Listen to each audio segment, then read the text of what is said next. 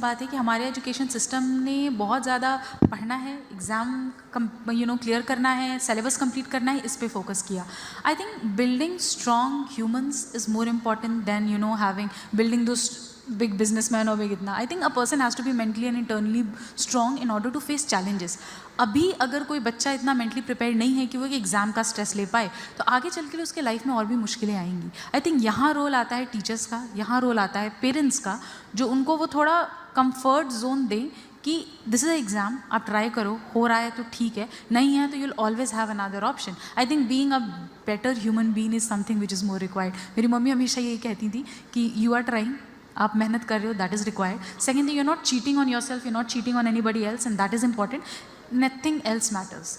ज़रूरी नहीं है यूपीएससी जैसे एग्ज़ाम में जहाँ 99% फेलियर रेट है, 1% इज़ द सक्सेस रेट, तो फेलियर की प्रोबेबिलिटी एनीवेज ज़्यादा होती है, किसी भी आप कॉम्पिटिटिव एग्जाम में देख लो.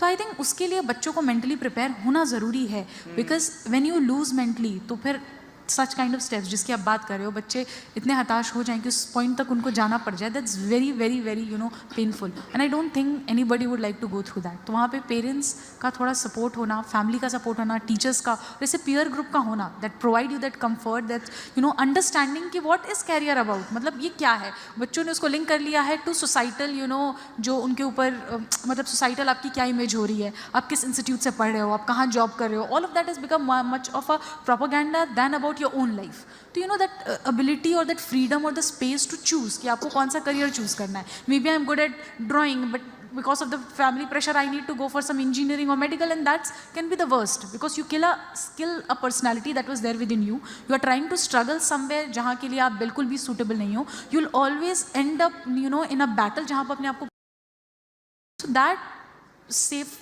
space should come from the society.